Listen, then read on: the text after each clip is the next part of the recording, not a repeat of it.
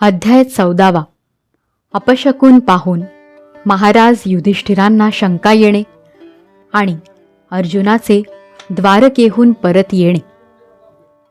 सूत म्हणाले, स्वजनांना भेटण्यासाठी आणि पुण्यश्लोक भगवान श्रीकृष्ण आता काय करणार आहेत हे जाणून घेण्यासाठी अर्जुन द्वारकेला गेला होता.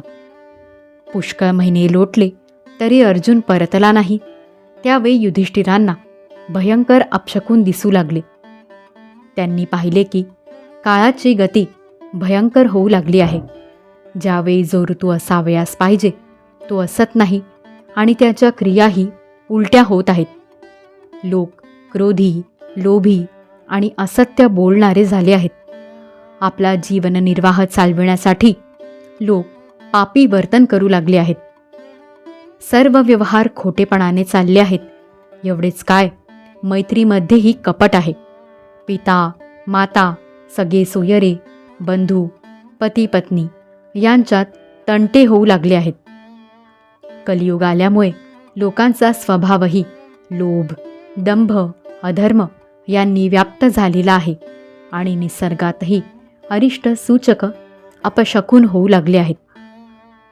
हे सर्व पाहून युधिष्ठिर धाकट्या भावास भीमसेनास म्हणाले. युधिष्ठिर म्हणाले, भीमसेना, अर्जुनाला आम्ही द्वारकेला यासाठी पाठविले होते की तेथे जाऊन त्याने पुण्यश्लोक भगवान श्रीकृष्ण काय करीत आहेत याची माहिती घ्यावी आणि सगळे सोयऱ्यांना भेटून यावे. 7 महिने होऊन गेले तरी तुझा धाकटा भाऊ अजून परतला नाही. तो अजून का आला नाही याचे योग्य कारण मला तरी समजत नाही. देवर्षी नारदांनी सांगितले होते की भगवान श्रीकृष्ण आपला अवतार समाप्त करू इच्छितात. ती वेळ तर आली नाही ना.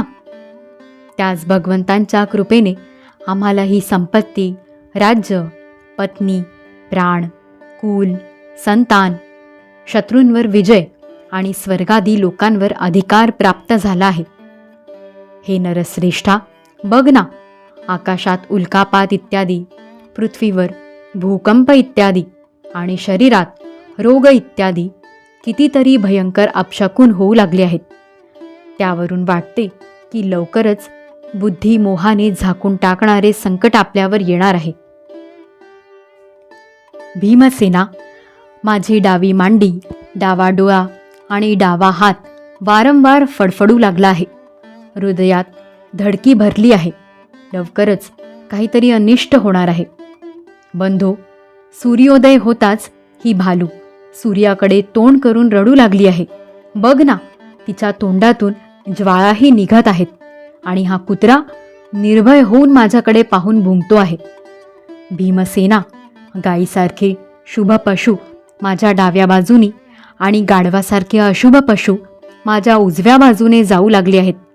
माझे घोडे मला रडताना दिसत आहेत. मृत्यूचा दूत असलेला हा पारवा घुबड आणि त्याचा शत्रू कावळा रात्री आपल्या कर्कश आवाजाने माझ्या मनात कापरे भरीत जगाला उजाड करून टाकू पाहतो आहे. दिशा धूसर झाल्या आहेत. सूर्य आणि चंद्राच्या भोवती वारंवार खळी पडते आहे. पृथ्वीवर पर्वतांसह भूकंप होऊ लागले आहेत. ढग जोराने गडगडत आहेत आणि चहूकडे विजा पडू लागल्या आहेत. शरीराला झोंबणारा आणि धुईने अंधार पसरविणारा झंझावाज सुरू झाला आहे. ढग जणू केळसवाणा रक्ताचा सडा पाडू लागले आहेत. पहा ना, सूर्य फिका दिसू लागला आहे. आकाशात ग्रहांची एकमेकांशी टक्कर होत आहे. भूतगणांच्या गर्दीमुळे पृथ्वी आणि अंतरिक्षामध्ये जणू आग लागल्यासारखी झाली आहे. नद्या, नद, तळी आणि लोकांची मने क्षुब्ध होऊ लागली आहेत. तूप घातले तरी अग्नी पेटत नाही. हा भयंकर काळ काय करील हे सांगता येत नाही. वासरे दूध पीत नाहीत, गायी दूध देत नाहीत, गोठ्यामध्ये गायी आंसू ढाळीत आहेत, बैलही उदास आहेत. देवतांच्या मूर्ती रडवेल्या चेहऱ्याच्या दिसत आहेत. त्यांच्या अंगातून घाम वाहत आहे आणि त्या हलूही लागल्या आहेत. बंधू, हा देश, गाव, शहरे, बगीचे, खाणी आणि आश्रम निस्तेज आणि आनंदरहित झाले आहेत. हे आम्हाला कोणत्या दुःखाची सूचना देत आहेत बरे? हे मोठमोठे उत्पात पाहून मला तर असे वाटू लागले आहे की निश्चितपणे ही अभागी पृथ्वी भगवंतांच्या अन्य कोणाकडेही न आढळणाऱ्या सौंदर्याने शोभणाऱ्या चरणांना पारखी झाली आहे. शौनक महोदय, हे भयंकर उत्पात पाहून राजा युधिष्ठिर मनोमन चिंताग्रस्त झाले होते. एवढ्यात द्वारकेहून अर्जुन परत आला. युधिष्ठिरांनी पाहिले की अर्जुन इतका हवालदिल पूर्वी कधीच झाला नव्हता. त्याने तोंड खाली घातले होते. त्याच्या कमळासारख्या नेत्रांतून अश्रू वाहत होते आणि शरीरावर बिलकुल तजेला नव्हता. अशा स्थितीतच अर्जुनाने युधिष्ठिरांच्या चरणांवर लोटांगण घातले. तेव्हा युधिष्ठिर भयभीत झाले. देवर्षी नारदांच्या बोलण्याची आठवण होऊन सर्व सुहृदांच्या समक्ष त्यांनी अर्जुनाला विचारले. युधिष्ठिर म्हणाले, बंधू, द्वारका नगरीत आपले नातलग असलेले मधु, भोज, दशार्ह, अर्ह, सात्वत, अंधक आणि वृष्णी कुलातील यादव यांचे कुशल आहे ना? आमचे परमपूजा आजोबा शूरसेन सुखरूप आहेत ना? वसुदेव मामा आपल्या धाकट्या बंधूंसह खुशाल आहेत ना? त्यांची पत्नी देवकी आणि तिच्या 7 बहिणी आपल्या पुत्रसुनांसह आनंदात आहे ना? ज्याचा मुलगा कंस अतिशय दुष्ट होता तो राजा उग्रसेन धाकटा भाऊ देवक याच्यासह हयात आहे ना?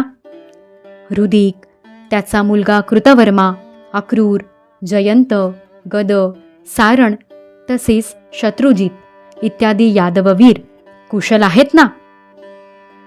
यादवांचे स्वामी भगवान बलराम आनंदात आहेत ना? वृष्णी वंशातील सर्वश्रेष्ठ महारथी प्रद्युम्न सुखरूप आहे ना?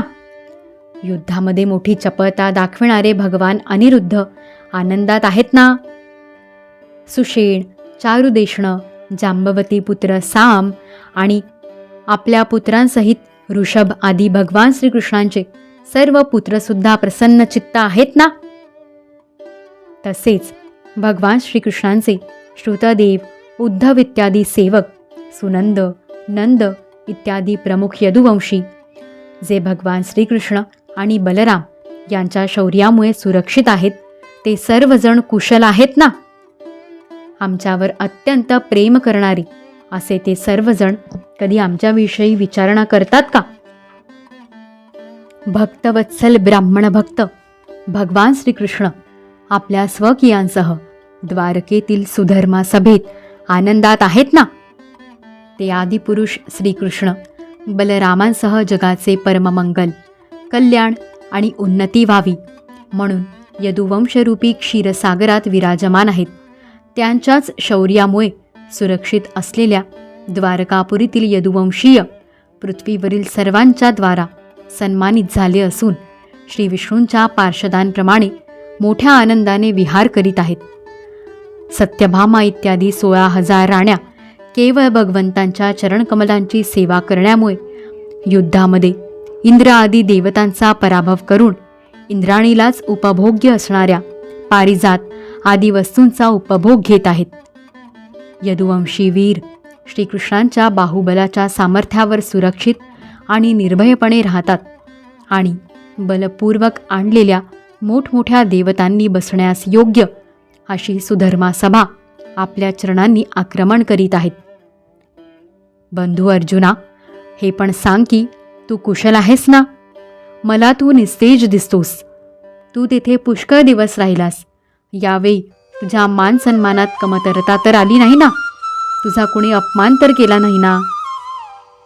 अपमानास्पद, अमंगल अशा शब्दांनी कोणी तुझे अंतःकरण दुखावले नाही ना?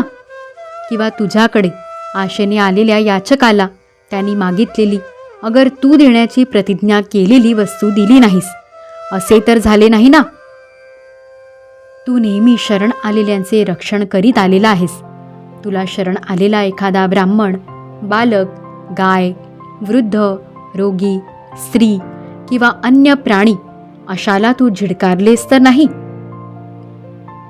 तू समागमास अयोग्य स्त्रीशी समागम तर केला नाहीस ना?